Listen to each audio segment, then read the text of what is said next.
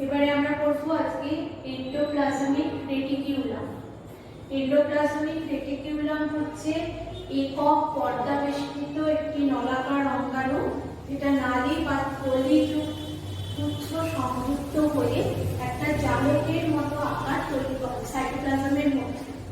এটা 3 রকমের গঠনযুক্ত হয়: সিস্টার্নি, ভেসিকল এবং টিউবিউল।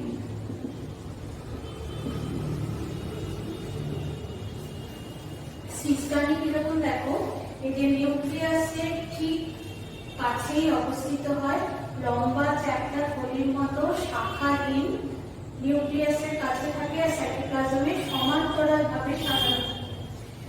যদি এদের গায়ে অনেক সময় রাইবোসোম দানা দেখতে পাওয়া যায়, যদি রাইবোসোম দানা থাকে তখন তাকে বলবো রাফ এন্ডোপ্লাজমিক রেটিকুলাম বা RER, অমসৃণ এন্ডোপ্লাজমিক রেটিকুলাম। আর যদি রাইবোসোম দানা না থাকে তখন তাকে বলবো স্মুথ এন্ডোপ্লাজমিক রেটিকুলাম বা মসৃণ এন্ডোপ্লাজমিক রেটিকুলাম, SER। ভেসিকল হচ্ছে, এইটা হচ্ছে ভেসিকল, এটা হচ্ছে সিস্টার্নি। ভেসিকলটা কিরকম দেখতে দেখো, ডিম্বাকার বা গোলাকার পর্দা বেষ্টিত একটা গহ্বরের মতো। আর টিউবিউল হচ্ছে শাখান্বিত নালিকা, যেটা পরস্পরের সঙ্গে যুক্ত হয়ে একটা জালকের আকার ধারণ করে, সেটাকে বলবো আমরা টিউবিউল। টিউবিউলের গায়ে কিন্তু সাধারণত রাইবোসোম দানা থাকে না, সেই জন্য একে SER বলে।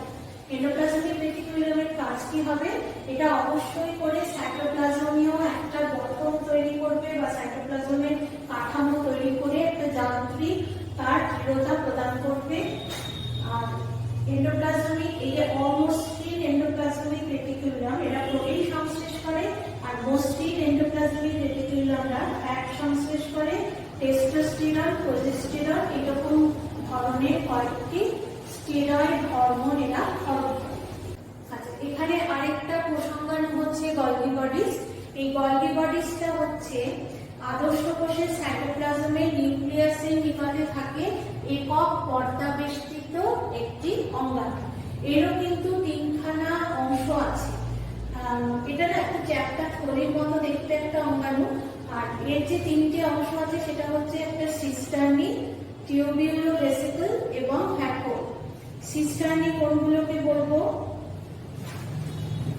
এইটা এই যে সমান্তরাল ভাবে দেখো পাশাপাশি কেন দুটো এঁকেছি, এন্ডোপ্লাজমিক রেটিকুলাম আর গলগি বডিস অনেকটা একই ধরনের দেখতে, এবং দুটোই কিন্তু নিউক্লিয়াসের কাছে থাকে, দুটোই নিউক্লিয়াসের কাছে অবস্থিত। এবার এইটা হচ্ছে সিস্টার্নি, এর সাথে বলে নিই উদ্ভিদ কোষে গলগি বডিসকে বলে ডিপটিওজোম। আচ্ছা, সিস্টার্নি গুলো কিন্তু চ্যাপ্টা থলির মতো দেখতে, একক পর্দা বেষ্টিত, তরল পদার্থপূর্ণ এবং সমান্তরাল ভাবে সজ্জিত থাকে সিস্টার্নি। টিউবিউল আর ভেসিকল হচ্ছে সিস্টার্নির পরিধির দিকে থাকে, এইটা হচ্ছে টিউবিউল, আর এইগুলো হচ্ছে ভেসিকল। সিস্টার্নির পরিধির দিকে টিউবিউল আর ভেসিকল থাকে, আর এগুলোর ভেতরে কিন্তু ক্ষরণ বস্তু থাকে। আর ভ্যাকুয়াল হচ্ছে সিস্টার্নির, ভ্যাকুয়াল মানে গহ্বর, সিস্টার্নির প্রান্তদেশে বড় গোলাকার গহ্বর যেখানে গলগি বস্তু ক্ষরণ পদার্থ থাকে। এখানে ভ্যাকুয়াল হচ্ছে এইগুলো, এগুলো হচ্ছে ভ্যাকুয়াল। তাহলে গলগি বডিসেরও তোমরা 3টে জিনিস পেলে, একটা সিস্টার্নি, টিউবিউল, ভেসিকলস এবং ভ্যাকুয়াল, নিউক্লিয়াসের কাছে থাকে, মেনলি কিন্তু ক্ষরণ পদার্থের সাথে এরা যুক্ত থাকে। দেখো গলগি বডিসটা যদি আমি বলে নিই যে একটা চাকতির মতো দেখতে, দুটো মেরু আছে, একটা হচ্ছে উত্তল আর একটা হচ্ছে অবতল। নিউক্লিয়াসের নিউক্লিয় পর্দার দিকে যেটা থাকে সেটা হচ্ছে উত্তল অংশ, আর যেটা ধরে নাও যে কোষ পর্দার দিকে, আমরা যত নিউক্লিয়াসের থেকে পেছনের দিকে যাব, বাইরের দিকে যাব, তখন কোষ পর্দা হবে। কোষ পর্দার দিকে যেটা থাকে সেটা হচ্ছে অবতল অংশ। আর গলগি বডি, এটা তো পুরো ধরে একটা কোষ, তো কোষের মধ্যেই গলগি বডিসটা রয়েছে। এবার গলগি বডিস যেখানে থাকে তার আশেপাশে সাইটোপ্লাজমে কোনো রকম অঙ্গাণু থাকে না, সেই অংশটাকে বলে zone of exclusion. Zone of exclusion. আচ্ছা, তাহলে গলগি বডিস তাহলে তিন ধরনের অংশ নিয়ে গঠিত এবং নিউক্লিয়াসের কাছাকাছি এটা অবস্থিত।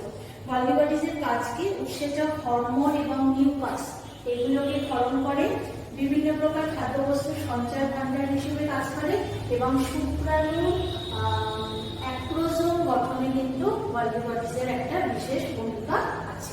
আমরা পরবর্তী অঙ্গাণুতে চলে যাই, লাইসোজোম। লাইসোজোম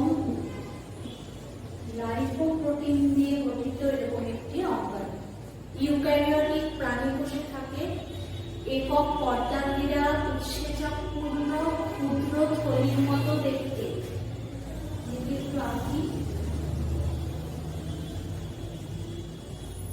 এইরকম দেখতে, এবং এদের গহ্বরে অসমসত্ব দানাদার পদার্থ থাকে যেটাকে বলে ধাত্র বা ম্যাট্রিক্স। আর ধাত্রে, এই যে ধাত্রে, এখানে আত্মবিশ্লেষক, উৎসেচক, অপাচ্য বস্তু এবং দানাদার কিছু কিছু বস্তু দেখতে পাওয়া যায়। তাহলে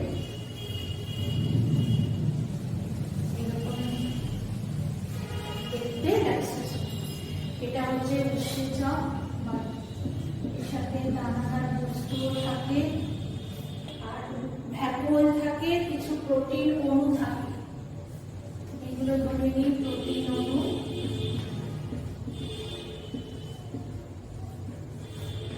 আর ভ্যাকুয়াল, তো এদের কাজ লাইপোপ্রোটিন দিয়ে তৈরি। এদের কাজ কি? প্রধান কাজ হচ্ছে, দেখো এই অঙ্গাণুটা একদম উৎসেচকে পরিপূর্ণ। প্রধান কাজ হচ্ছে অন্তঃকোষীয় পাচন, মানে কি ফ্যাগোসাইটোসিস প্রক্রিয়াতে কোষ যখন খাবার গ্রহণ করে সেই খাদ্যবস্তুটা লাইসোজোম উৎসেচক মিশ্রিত করে সেই খাদ্যবস্তুর পাচনে সাহায্য করে। এটা হচ্ছে অন্তঃকোষীয় পাচন, লাইসোজোমের একটা কাজ। অন্তঃকোষীয়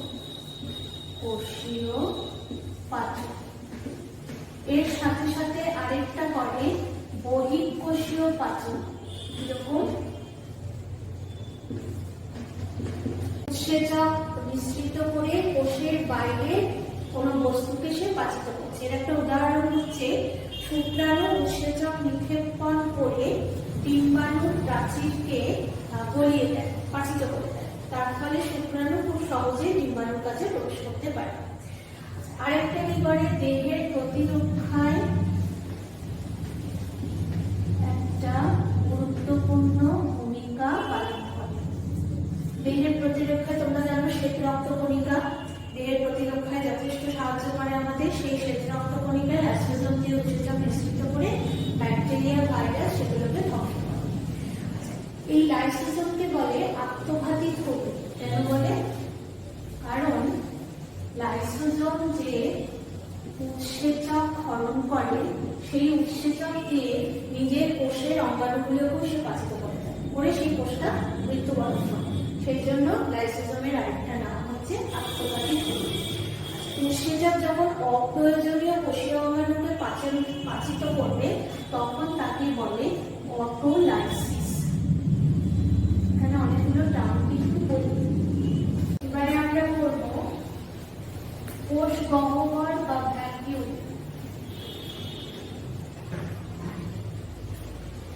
কোষ গহ্বর বা ভ্যাকুয়াল।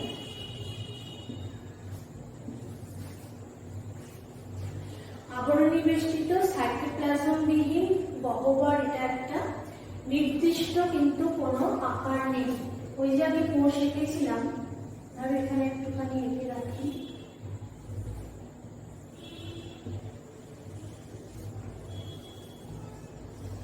এই কোষের মধ্যে কোষ প্রাচীর ছিল, কোষ পর্দা ছিল, উদ্ভিদ কোষের। এবারে ধরো মধ্যিখানে কিন্তু এইরকম একটা নির্দিষ্ট আকার বিহীন একটা অংশ, সেইটাকে বলা হচ্ছে, সেটা হচ্ছে সাইটোপ্লাজমের মধ্যে থাকে, সেইটাকে বলা হচ্ছে কোষ গহ্বর বা ভ্যাকুয়াম। এটার মধ্যে কোনো নির্দিষ্ট আকার নেই। আর এই কোষ গহ্বরকে ঘিরে যে সাইটোপ্লাজমের যে স্তর, সেটাকে বলে টোনোপ্লাস্ট, বা সাইটোপ্লাজমের স্তরটাকে বলে টোনোপ্লাজম, যেটা সাইটোপ্লাজম পড়ানোর সময় তোমাদেরকে বলেছিল। আচ্ছা, এর ভেতরে যে জলীয় পদার্থটা থাকে তাকে বলে কোষ রস বা সেল স্যাক। কোষ রস বা সেল স্যাক। প্রাণী কোষে কিন্তু এই কোষ গহ্বর বা ভ্যাকুয়াল খুব অল্প সংখ্যায় থাকে, সংখ্যায় থাকে না বললেই চলে। কিন্তু উদ্ভিদ কোষে কোষ গহ্বরের সংখ্যা অনেক, এবং যখন ছোট ছোট কোষ গহ্বরগুলো জুড়ে অনেক বড় একটা কোষ গহ্বরের আকার নেয়, তখন কি হয়, এই যে ধরো কোষ গহ্বরটা যদি কোষের একটা এরকম মধ্যখানে স্থানে চলে এলো, তাহলে এই যে সাইটোপ্লাজম নিউক্লিয়াস ছিল তারা ক্রমশ পরিধির দিকে সরে যেতে থাকবে। এবার এই যে কোষ গহ্বরটাই কোষের পুরো স্থানটা নিয়ে সাইটোপ্লাজম এবং নিউক্লিয়াসকে পরিধির দিকে ঠেলে দিল, এই সময়টাকে বলে প্রাইমর্ডিয়াল পিউট্রিকল। মানে ভ্যাকুয়ালকে বেষ্টন করে যে সাইটোপ্লাজমের এইরকম বিন্যাসকে বলে প্রাইমর্ডিয়াল পিউট্রিকল। প্রাইমর্ডিয়াল পিউট্রিকল।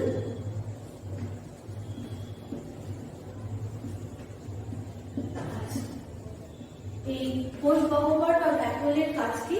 খাদ্য সঞ্চয় করে, খরিত পদার্থ এর মধ্যে জমা থাকে, এরা অভিস্রবণ নিয়ন্ত্রণ করে, রেচন পদার্থ, বজ্র পদার্থ সঞ্চয় এবং দূরীকরণে সাহায্য করে, এবং এককোষী মূলের অন্ত অভিস্রবণ প্রক্রিয়াতে এরা যথেষ্ট ভূমিকা গ্রহণ করে। এরপরে আমরা যাব রাইবোজোম।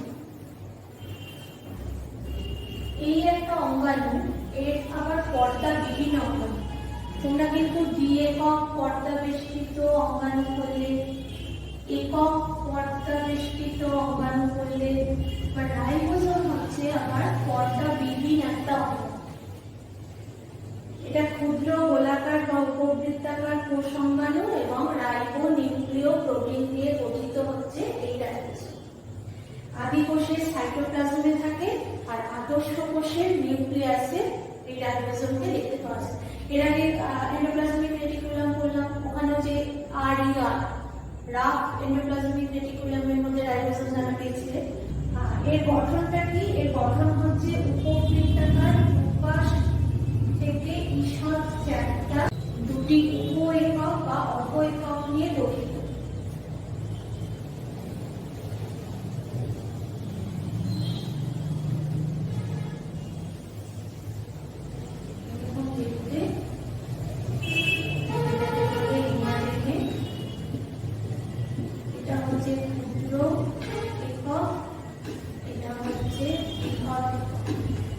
প্রোক্যারিওটিক কোষে, যেটা আদি কোষ, সেই কোষে দেখা যায় 70S রাইবোজোম। 70S এর দুটো এরকম উপ-একক দেখতে পাওয়া যায়, একটা হচ্ছে 50S আর একটা হচ্ছে 30S। এসটা কি আমি পরে আসছি। আর ইউক্যারিওটিক বা আদর্শ কোষে যেটা দেখতে পাওয়া যায় সেটা হচ্ছে 80S রাইবোজোম। তার যে দুটো উপ-একক দেখা যায়, সেটা একটা হচ্ছে 60S আর একটা হচ্ছে 40S। এস হচ্ছে অধঃক্ষেপণ গুণাঙ্ক। অধঃক্ষেপণ গুণাঙ্ক। বিজ্ঞানী ফেডবার্গ এর নাম অনুসারে এই এককটার নাম দেওয়া হয়েছে এস। এবার এই যে রাইবোজোমের, এই যে ধরো ক্ষুদ্র একক, এটা একটা বৃহৎ একক, এর মধ্যখান দিয়ে প্রোটিন অণু তৈরি হয়।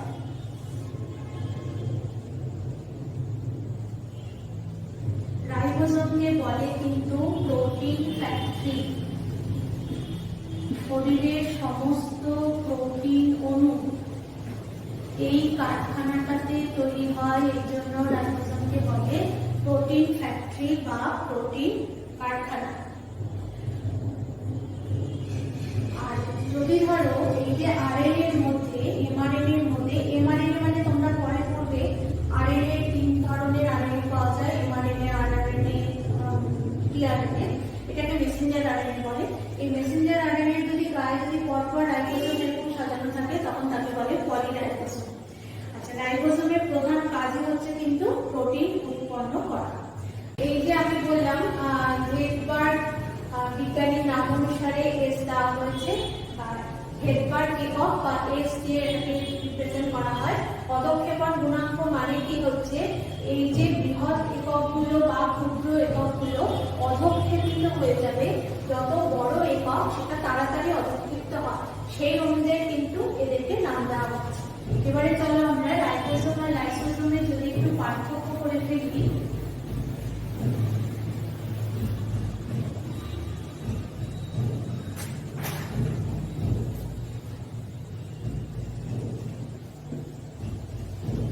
রাইবোজোম,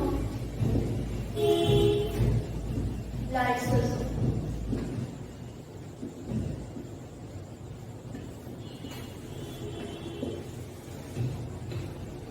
উপস্থিতি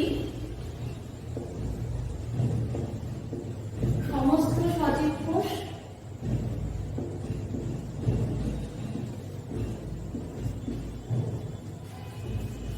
এটা হচ্ছে প্রাণী কোষ।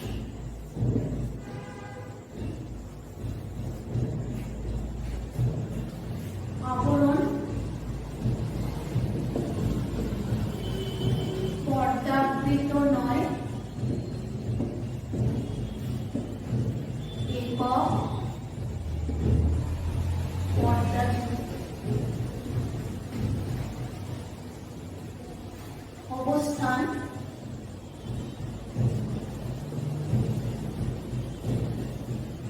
সাইটোপ্লাজমে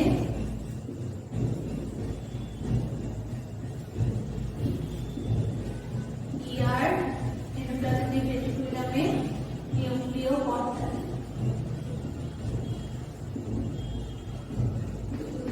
লাইসোজোম থাকে সাইটোপ্লাজমে।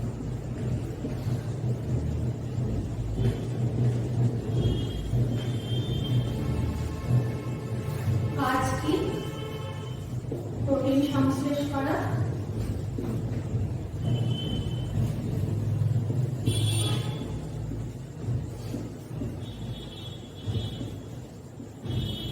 আর এই হচ্ছে অন্তঃকোষীয় পরিপাক, বহিঃকোষীয় পরিপাক, উৎসেচক খনন করা হচ্ছে লাইসোজোমের কাজ। এবারে যে অঙ্গটা করব সেটা হচ্ছে সেন্ট্রোজোম। এই সেন্ট্রোজোম কিন্তু একমাত্র প্রাণী কোষে দেখা যায়, কোনো উদ্ভিদ কোষে কিন্তু দেখা যায় না। প্রাণী কোষের সাইটোপ্লাজমে নিউক্লিয়াসের কাছে সেন্ট্রোজোম অবস্থিত। সেন্ট্রোজোমের প্রধান অংশ হচ্ছে সেন্ট্রিওল। এই সেন্ট্রিওলগুলো দেখতে দুমুখ খোলা পিপের মতো দেখতে, এবং এই সেন্ট্রিওলগুলো দুটো পাশাপাশি সমকোণে নিউক্লিয়াসের কাছে অবস্থান করে। এবার দুটো পাশাপাশি একসাথে থাকে বলে তখন এই সেন্ট্রিওলের বিন্যাসটাকে বলে ডিপ্লোজোম। এবারে সেন্ট্রিওলের গঠনটা কি? সেন্ট্রিওল এই গঠনটা কিন্তু একটুখানি জটিল। কিরকম? এই যে বললাম দুমুখ খোলা পিপের মতো,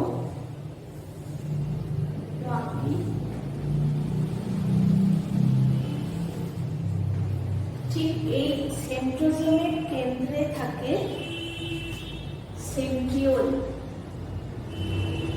এই সেন্ট্রিওল গুলো তিনটে করে উপনালিকা, ধরো আমি যদি আঁকি এরকম, তিনটে করে উপনালিকা পাশাপাশি যুক্ত হয়ে একটা অনুনালিকা তৈরি করে। এইরকম ত্রয়ী উপনালিকা থাকে টোটাল 9টা উপনালিকা দিয়ে অনুনালিকা তৈরি, মানে এক একটা উপনালিকা এক একটা অনুনালিকা 3টে করে উপনালিকা দিয়ে তৈরি। তাহলে এখানে একটা অনুনালিকা, এটা একটা অনুনালিকা, এটা একটা অনুনালিকা, এরকম প্রায় 9খানা থাকবে। যদি আমি এইটা কেন্দ্র হিসেবে ধরে নিই, আমি এইটাকে যদি বল করে দেখাই তাহলে কিরকম দেখতে লাগবে দেখো। এই অনুনালিকার উপনালিকা এটা কিন্তু একটুখানি ঘুরে যায়,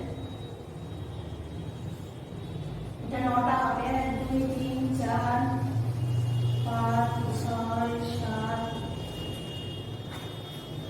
বলতে ছোট করে দিই,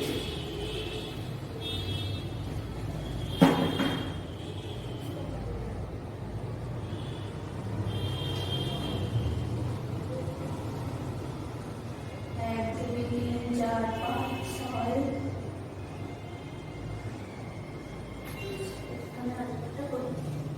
এটা কিন্তু সমদূরত্বে অবস্থিত হবে, আমার কিন্তু সমদূরত্ব হচ্ছে না, যাই হোক। আচ্ছা, এই প্রত্যেকটা অনুনালিকা কিরকম ভাবে সজ্জিত থাকে দেখো। তোমরা গরুর গাড়ির চাকা দেখেছো, এখানে মডেলটাকে বলে কার্ট হুইল মডেল। 9টা কিন্তু সমদূরত্বে অবস্থিত হবে। এইখানে এবারে থাকে এই 3টে করে উপনালিকা, আমি এরকম ভাবে আঁকছি, 3টে করে উপনালিকা,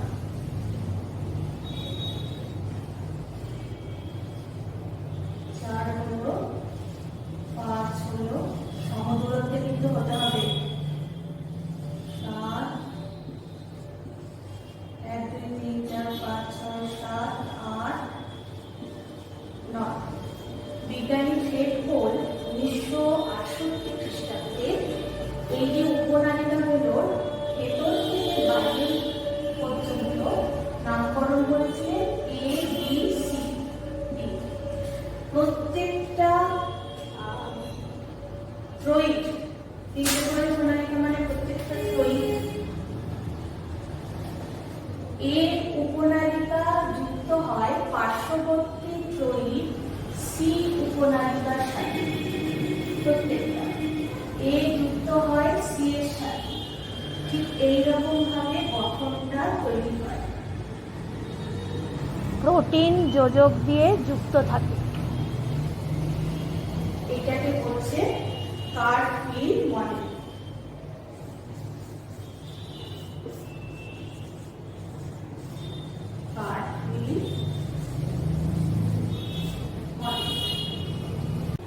তাহলে সেন্ট্রিওলের প্রস্থচ্ছেদ করলে ঠিক এইরকম একটা গঠন দেখতে পাওয়া যাবে। তারপরে অংশটা হচ্ছে পেরিসেন্ট্রিওলার বস্তু। পেরিসেন্ট্রিওলার বস্তু সেটা কিরকম? পেরিসেন্ট্রিওলার বস্তু হচ্ছে সেন্ট্রিওল দুটোকে ঘিরে জালক আকারে টিউবিউলি প্রোটিন দিয়ে জালক আকারে সাজানো থাকে, সেটা হচ্ছে পেরিসেন্ট্রিওলার বস্তু। এর পরের অংশ হচ্ছে সেন্ট্রোস্ফিয়ার, যেটা সেন্ট্রিওলের চারপাশে যে সাইটোপ্লাজম সেটাকে বলে সেন্ট্রোস্ফিয়ার।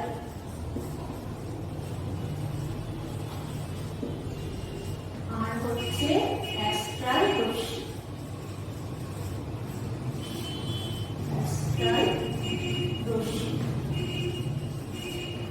অ্যাস্ট্রাল রশ্মিটা কিরকম?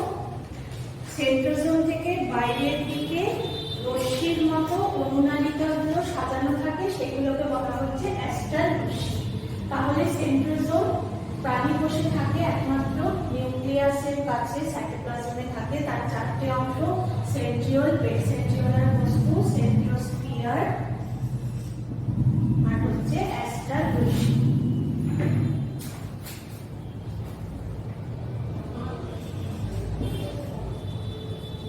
এই হচ্ছে সেন্ট্রোজোমের গঠন। আচ্ছা, সেন্ট্রোজোমের কাজ কি বলবো? সেন্ট্রোজোম কিন্তু কোষ বিভাজনের সময় মেরুতন্তু গঠনে সাহায্য করে, কোষ বিভাজনের সময় ক্রোমোজোমের চলনে সাহায্য করে, আর যেসব প্রাণীর দেহের মধ্যে সিলিয়া আছে, কাজেরা আছে, সেগুলোকে গঠন করে তাদের চলনে সাহায্য করে এবং শুক্রাণু উৎস গঠনে সাহায্য করে। তাহলে এটা হলো তোমাদের সেন্ট্রোজোমের গঠন এবং কাজ। এরপরে যেটা পড়ানো হবে সেটা হচ্ছে মাইক্রোটিউবিউল। পরের অঙ্গাণু হচ্ছে মাইক্রোটিউবিউল।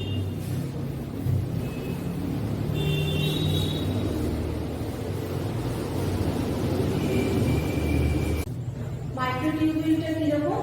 টিউবিউলিন প্রোটিন দিয়ে গঠিত অত্যন্ত ক্ষুদ্র ফাঁপা নলাকার একটি বিশেষজ্ঞ অঙ্গাণু। এর গঠন হচ্ছে লম্বা শাখাহীন ফাঁপা নলের মতো। নলের প্রাচীরে 13টা টিউবিউলিন বা প্রোটোটিউবিউলিন সর্পিলাকারে বিন্যস্ত থাকে, ওইভাবে ওরকম ভাবে সাজানো থাকে। প্রত্যেকটা প্রোটোটিউবিউলিন প্রোটিন আবার টিউবিউলিন দিয়ে গঠিত। এই যে মাইক্রোটিউবিউলের গঠন হচ্ছে টিউবিউলিন প্রোটিন। এর কাজ কি? কাজ হচ্ছে কোষের চলনে সাহায্য করে, সিলিয়া ফ্ল্যাজেলা এতে আন্দোলনে সাহায্য করে, কোষ বিভাজনের সময় মেরুতন্তু গঠনে সাহায্য করে, ক্রোমোজোমগুলোকে বিপরীত মেরুর দিকে অগ্রসর হতে দিতে সাহায্য করে, শুক্রাণু গঠনে এবং দৃঢ়তা, সাইটোপ্লাজমের দৃঢ়তা আকৃতি প্রদান করতে মাইক্রোটিউবিউল সাহায্য করে। আচ্ছা, এইবারে দেখো তোমাদের যে কোষ পড়ানো হলো, কোষের যে এতগুলো অঙ্গাণু, কোষ আবরণ সংকটে, তার মধ্যে দেখলে কতগুলো কোষ দ্বিএকক পর্যাবেষ্টিত, কতগুলো অঙ্গাণু একক পর্যাবেষ্টিত, রাইবোজোমের কোনো পর্দা নেই, এরকম। আচ্ছা, এবার এই যে নিউক্লিয়াস বলি, এটা তো আমরা আদর্শ কোষ করছিলাম। এই আদর্শ কোষের কেন এটাকে আদর্শ কোষ বলবো? যেহেতু এটার মধ্যে আদর্শ নিউক্লিয়াস থাকে। আদর্শ নিউক্লিয়াস আমরা কাদের বলবো? যেই নিউক্লিয়াস গুলোর মধ্যে ওই 4টে অংশই থাকবে, নিউক্লিওজালিকা, নিউক্লিওপ্লাজম, নিউক্লিওলাস এবং নিউক্লিওপর্দা, তবেই তাকে আমরা আদর্শ নিউক্লিয়াস বলবো। যদি ওই 4টে অংশ না থাকে, যেমন আদিকোষ বা প্রোক্যারিওটিক কোষ, এই প্রোক্যারিওটিক কোষে কিন্তু নিউক্লিয়াসের, এই আদর্শ নিউক্লিয়াসের গঠন আমরা দেখতে পাই। তো নিউক্লিয়াসের উপস্থিতি অনুসারে, নিউক্লিয়াসের ভেতরে যে অংশগুলো আছে তার সেই উপস্থিতি অনুসারে কোষকে কিন্তু দুভাগে ভাগ করা হচ্ছে। একটা হচ্ছে প্রোক্যারিওটিক কোষ আর একটা হচ্ছে আদর্শ কোষ বা ইউক্যারিওটিক কোষ। এবার প্রোক্যারিওটিক কোষ আর ইউক্যারিওটিক কোষের একটা পার্থক্য তোমাদের করতে হবে। প্রোক্যারিওটিক কোষ আর হচ্ছে ইউক্যারিওটিক কোষ।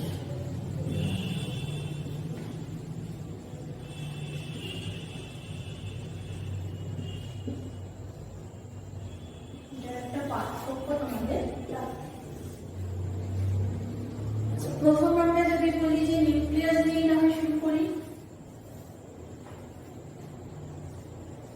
আদর্শ নিউক্লিয়াস বা আদর্শ সংগঠিত নিউক্লিয়াস থাকে না প্রোক্যারিওটিক কোষে, আর ইউক্যারিওটিক কোষে অবশ্যই থাকে। কোষ অঙ্গাণু যেগুলো পর্দা ঘেরা কোষ অঙ্গাণু থাকে না ইউক্যারিওটিক কোষে, পর্দা ঘেরা কোষ অঙ্গাণু থাকে। ক্রোমোজোম গঠিত হয় না প্রোক্যারিওটিক কোষে, ইউক্যারিওটিক কোষে ক্রোমোজোম অবশ্যই গঠিত হয় কোষ বিভাজনের সময়। কোষ প্রাচীরের মুখ্য উপাদান প্রোক্যারিওটিক কোষে হচ্ছে পেপটাইডোগ্লাইকেন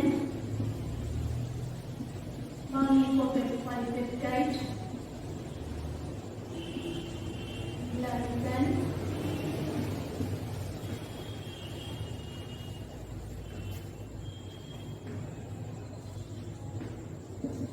আর ইউক্যারিওটিক কোষের হচ্ছে সেলুলোজ, মুখ্য উপাদান।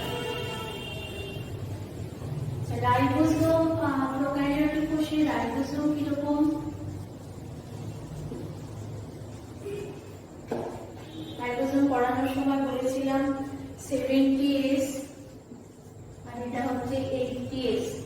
80S ভেঙেছিল 60S প্লাস 40S দিয়ে, 70S ভেঙেছিল 50S প্লাস 30S দিয়ে। দুটো একক, একটা ক্ষুদ্র উপ একক আর একটা বৃহৎ উপ একক। এখানে আরেকটু বলে দিই, এস মানে যখন রাইবোসোম আমি পড়িয়েছিলাম তখন তোমাদের বলেছিলাম যে এস হচ্ছে অধঃক্ষেপণ গুণাঙ্ক। কখনো কিন্তু ভুলে এটা মনে করবে না যে 50 আর 30 যোগ করে আমার কেন 80 হচ্ছে না, এখানে 70 হচ্ছে।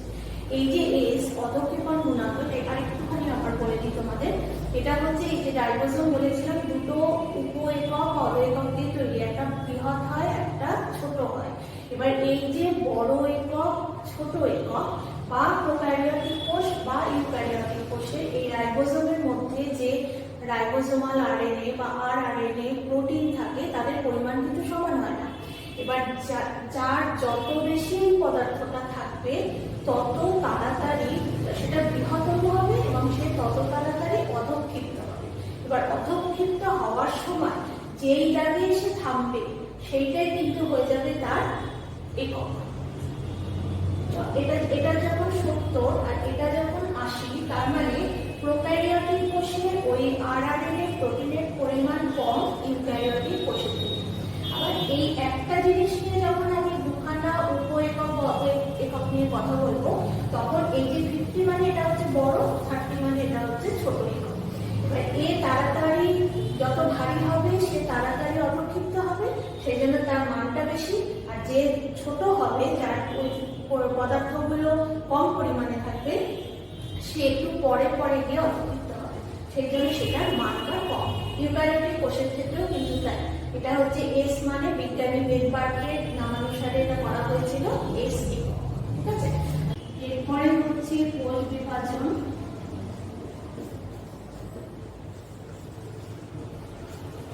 মাইটোসিস পদ্ধতিতে কোষ বিভাজিত হয় আর প্রোক্যারিওটিক কোষে মাইটোসিস পদ্ধতিতে কোষ বিভাজিত হয় আর ইউক্যারিওটিক কোষে মাইটোসিস এবং মিয়োসিস পদ্ধতিতে কোষ বিভাজিত হয়। এখন প্রোক্যারিওটিক কোষে সাধারণত থাকে না, আর ইউক্যারিওটিক কোষে উদ্ভিদ কোষে অবশ্যই থাকে এবং সেটা নাম্বারে অনেক বেশিও ছোট বড় হিসেবে উদ্ভিদ কোষে থাকে, প্রাণী কোষে থাকে না বললেই চলে।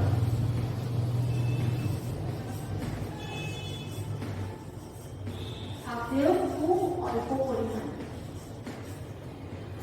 আমরা প্রথম শুরু করেছিলাম আদর্শ নিউক্লিয়াস দিয়ে, এবার শেষ করব নিউক্লিয়াসের ভেতরে যে পদার্থ থাকে সেটা বলছি, তাহলে ডিএনএ। প্রোক্যারিওটিক কোষে ডিএনএ কে বলে নগ্ন ডিএনএ। কেন? এই ডিএনএ এর মধ্যে কোনো প্রোটিন বস্তু থাকে না। এদের নিউক্লিয়াসকে ওই জন্য আদর্শ নিউক্লিয়াস একদমই বলা হয় না, সেই জন্য এদের এই বস্তুটাকে বলা হয় নিউক্লিয়েট। আর ইউক্যারিওটিক কোষে অবশ্যই হিস্টোন, নন হিস্টোন, প্রোটিন যুক্ত ডিএনএ থাকে, এটাকে বলা হচ্ছে আদর্শ নিউক্লিয়াস ইউক্যারিওটিক কোষ। তাহলে তোমাদের এটা হলো প্রোক্যারিওটিক এবং ইউক্যারিওটিক কোষের পার্থক্য। এটা করলে এই জায়গাটা তোমাদের কাছে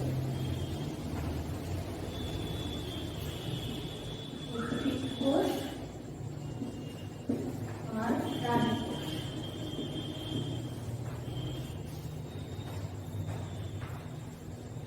কোষ প্রাচীর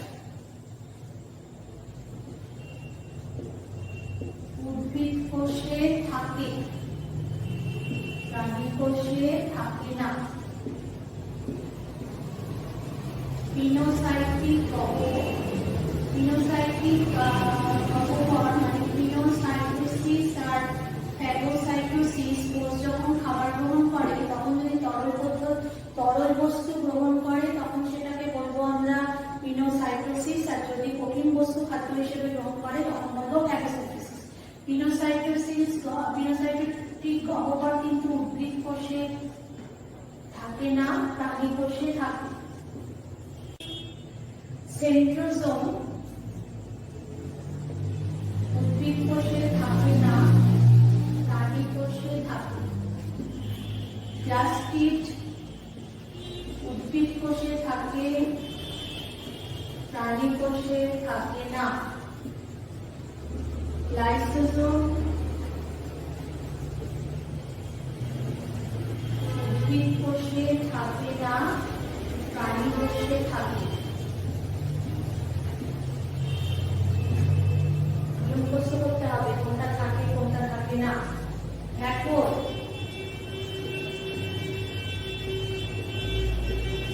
উদ্ভিদ কোষে থাকে তো বটেই, অনেক সংখ্যায় থাকে এবং সেটা অনেক বড় হতে পারে, কিন্তু প্রাণী কোষে প্রায় থাকে না বললেই চলে। থাকলেও ভীষণ ছোট ছোট ক্ষুদ্র অবস্থায় ভ্যাকুয়াম থাকে। তাহলে উদ্ভিদ কোষ বলা যেতে পারে সজীব কোষ পর্দার বাইরে জড় পুরু স্থিতিস্থাপক সেলুলোজ নির্মিত কোষ প্রাচীর, ক্লোরোপ্লাস্ট যুক্ত সাইটোপ্লাজমে দ্বি-একক পর্দাবেষ্টিত প্লাস্টিড, সাধারণত সেন্ট্রোজোম লাইসোজোম থাকে না, এরকম একটি কোষ হচ্ছে উদ্ভিদ কোষ। আর প্রাণী কোষ হচ্ছে সজীব কোষ পর্দা বিশিষ্ট কোষ প্রাচীর বিহীন, কোষ প্রাচীর থাকে না। নিউক্লিয়াসের নিকটে একজোড়া সেন্ট্রোজোমের সেন্ট্রিওল থাকে। সাইটোপ্লাজমে একক পর্দাবেষ্টিত লাইসোজোম থাকে এবং সাধারণত প্লাস্টিড থাকে না, ভ্যাকুওলও থাকে না। এইরকম একটা কোষ হচ্ছে প্রাণী কোষ।